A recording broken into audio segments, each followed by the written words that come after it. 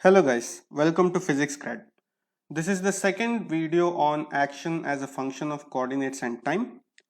And in this video we are going to see how action can be expressed in terms of time, or how action depends on the time at the endpoints. Okay, so let us begin.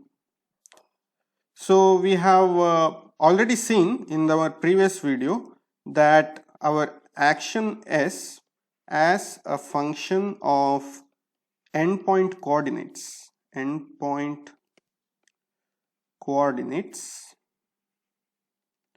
is as follows.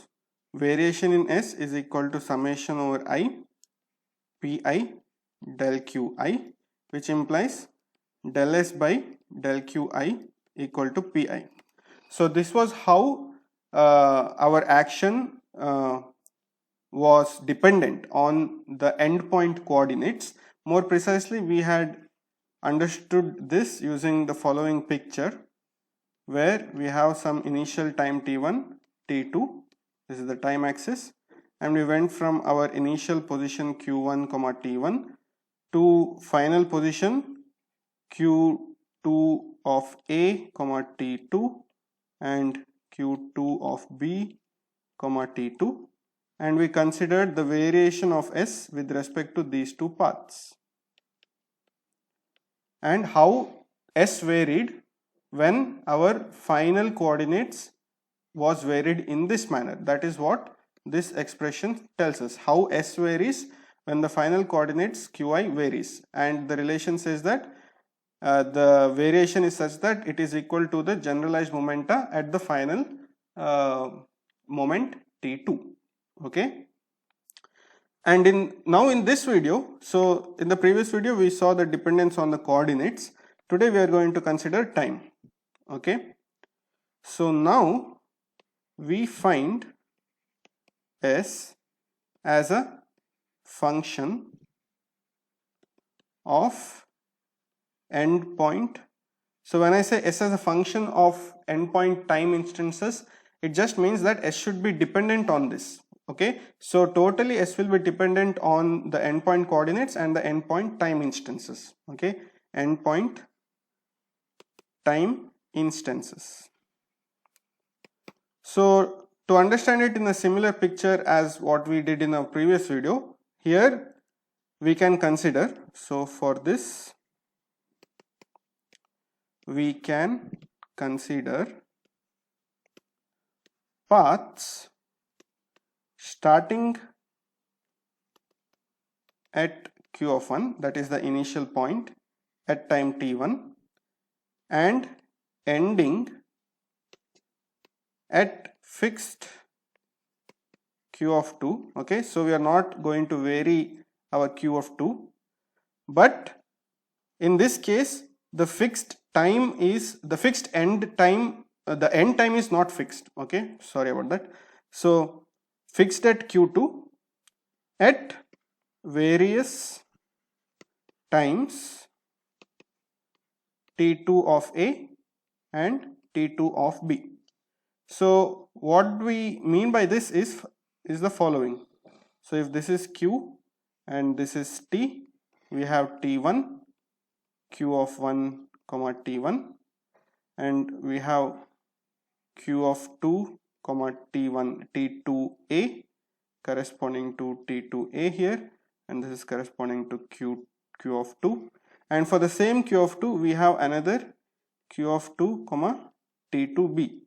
So now there are two paths A and B, okay, where for each of these defined end positions, that is these, the paths A and B represent the path wherein the action is minimized.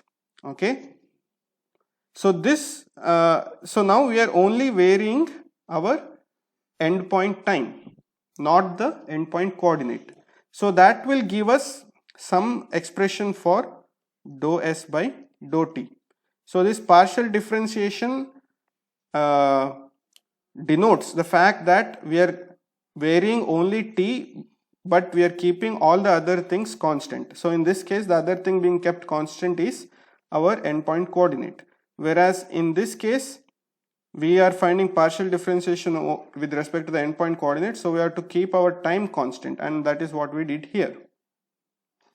But here we are going to keep our coordinates constant and vary the time in this. So this is the same case as in the previous thing that we considered, but instead of varying the coordinate, we are varying the final endpoint time. Okay, that is time it takes for the particle to reach the final position. Okay, so this will dou s by dou t will give us some expression, and we need to find what is this expression.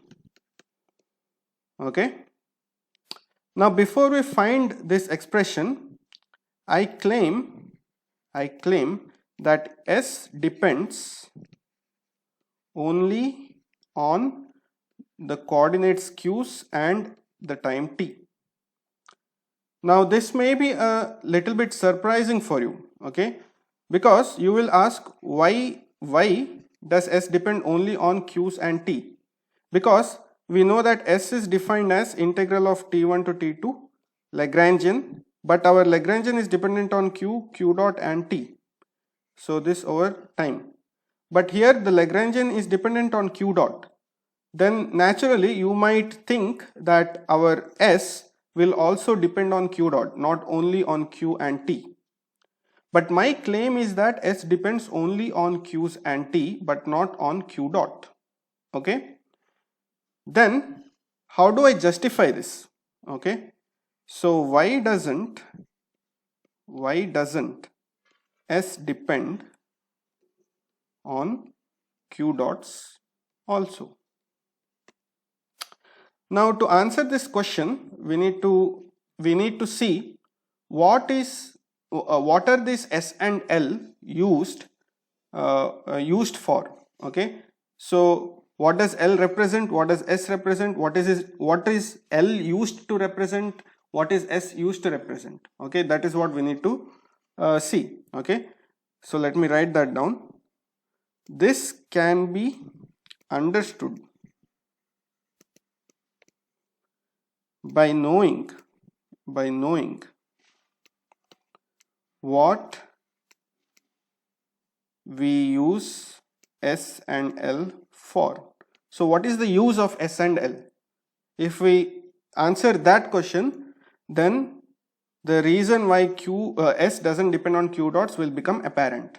Okay, so let me just write down the following two statements and I'll explain it more clearly. So our Lagrangian is used to predict the path which is taken by our system, whereas our action variable is used to denote the path. Okay, so here I am saying L is used to predict the path, whereas S is used to denote the path. So what do we mean by this? So first let us examine this particular statement. So what do you mean by predicting the path?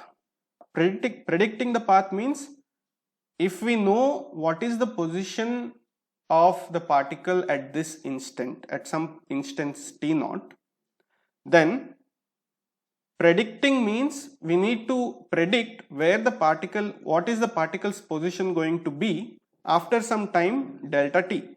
Okay, so if I call this as 1 and 2, 1 implies that if we know the position at t0, then predicting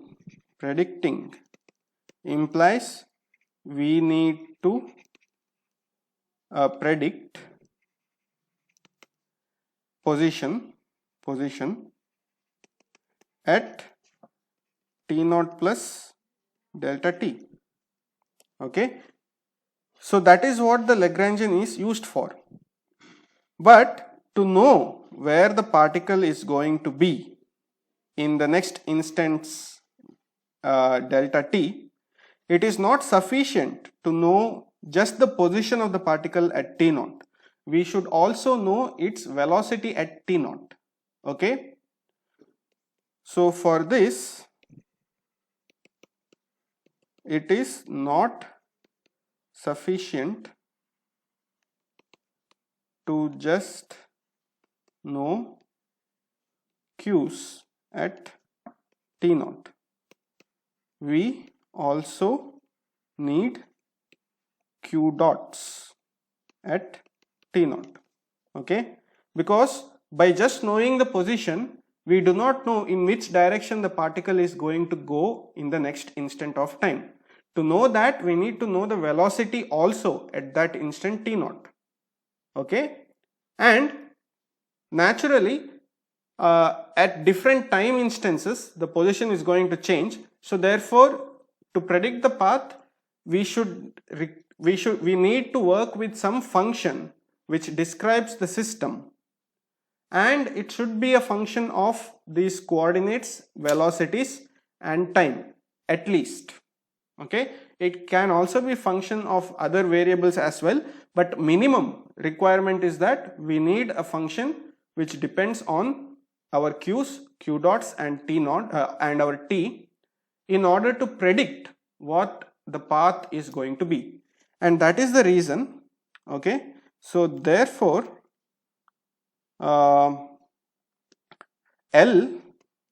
will be dependent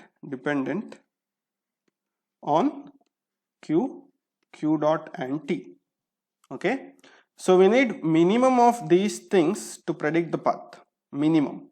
So therefore we assumed that a system can be described using a function called the Lagrangian, which depends on the generalized coordinates, velocities and time. That is how we formulated our Lagrangian.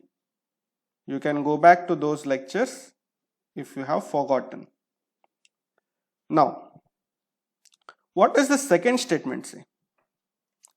So, second statement, okay, to denote the path.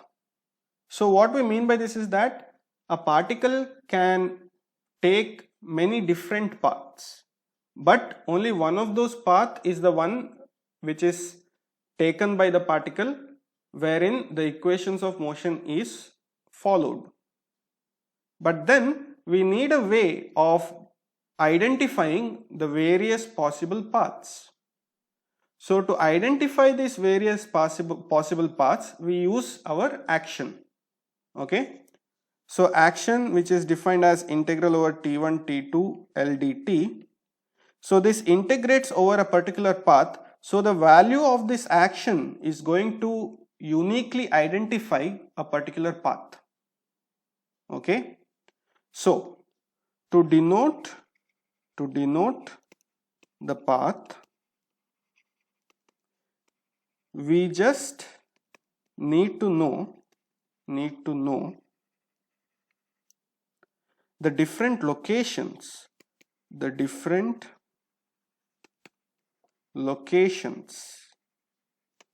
in our case this will be the q's.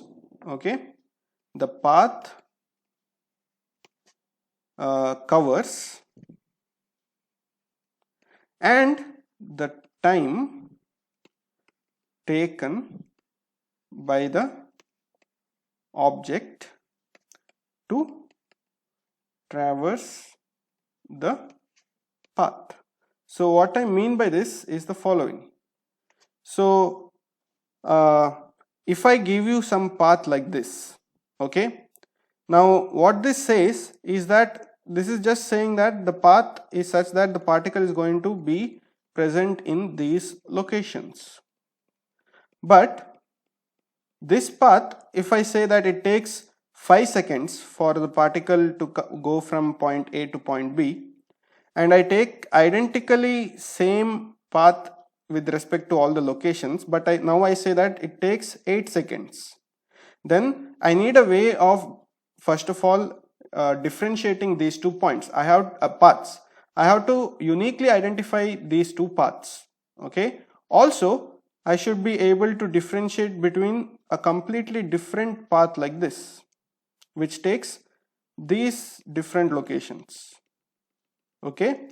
So that is the meaning when I say that to denote a path or to identify a path uniquely, we need to know the different locations, which means these coordinates, as well as the time taken by the object to traverse the path. Only then we can uniquely identify a path. Okay? We need not know at every instant what is the velocity of the particle. We just need to know where it goes and how long it takes to cover this entire path. If we know that, we can uniquely identify the path. So minimum, we need all the coordinates which are present in the path, as well as the time taken for the object to traverse this path. Okay, so if we know these two minimum requirements, okay, then we can uniquely identify the path. So therefore, knowing Q's and T, it is enough to uniquely identify the path, which implies S is a function of Q's and T, because S is something which is used to identify the different paths. Okay, so now we have established that S is a function of Q1, Q2, Qs, T. So once we accept this, then the rest of the things are easy and everything falls into place, and that is as follows. So if S is a function of all Q1, Q2, Qs and T, then I can define our total time derivative of our action as follows. So this will be equal to dou S by dou T plus summation over I dou S by dou Qi into dqi by dt. Now in our previous video we already saw that, so here this dqi is actually, the qi represents the endpoint coordinate. Okay, so this is actually equal to pi, which is the endpoint momentum. Okay, and this of course can be represented as qi dot. Again here this is the endpoint velocity. So this becomes equal to dou S by dou T plus summation over I pi qi dot. Okay, but we also know that our ds by dt should be equal to L, because S is equal to integral t1 to t2 L dt. This implies ds by dt2 equal to L of q2 q dot 2 comma t2. Okay, so differentiation is the inverse of integration, so from that fact we get this. Again we are looking at the endpoint time, endpoint coordinates, endpoint velocities, which is the same as here. This is also the endpoint velocity, endpoint momentum, and here this is also endpoint time. So I can basically write this as ds by dt is equal to L of q's, q dot and t, and we should understand here that this t, q, q dot and this t are all endpoint coordinates and times. Okay, they are not any coordinates and time, they are the endpoint coordinates and time. So if we know this, then our ds by dt is equal to L, which is equal to this. So this implies that dou S by dou T will be equal to L minus summation over I pi qi dot. Okay, but we know that our Hamiltonian is given by summation over I pi qi dot minus L. Okay, now even though these quantities represent the endpoint are with respect to the endpoint coordinates, I can choose any value for these endpoint coordinates and correspondingly have a particular action and compute dou S by dou T. So this pi and qi dot can take any values which is possible by the qi's and pi's and so on, but they are going to be the endpoint coordinates. Remember, the endpoint coordinates are not constants, they can vary.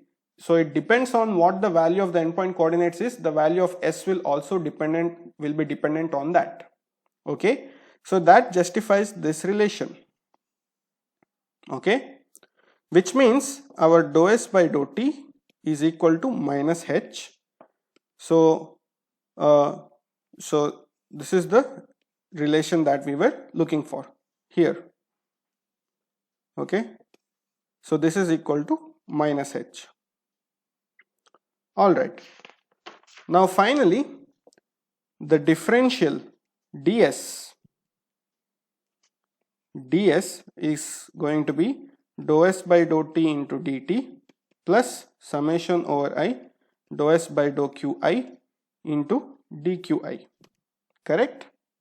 But now we know that this is equal to minus h and this is equal to pi, so this will be equal to minus h dt plus summation over I pi dqi. So therefore I can write ds is equal to summation over I pi dqi minus h dt. Okay, now again remember, whatever we have done so far is with respect to the endpoint coordinates. All right, so far we have varied q of 2 and t2. Okay, this is what we did till now. But now what if I say that we are going to vary the initial coordinates and time also? Okay, so what if we vary q of 1 and t1 also? What is going to happen then? Then by following a similar analysis, for example, our variation in s is going to be dou L by dou Q dot into del Q from T1 to T2 plus integral T1 to T2 dou L by dou Q minus d by dt dou L by dou Q dot del Q dt. Okay, but we know that all the paths that we are considering correspond to the correct paths. That means this term goes to 0 and we will be left with dou L by dou Q dot del Q of 2 minus dou L by dou Q dot of 2 into del Q, minus 1 into del Q of 1. So from this we get that our dou S by dou Q1 is equal to minus dou L by dou Q dot 1, which is equal to minus P of 1. And similarly we have our ds by dt is equal to dou S by dou T dou T1. Okay, so now we are going to consider only the initial coordinates.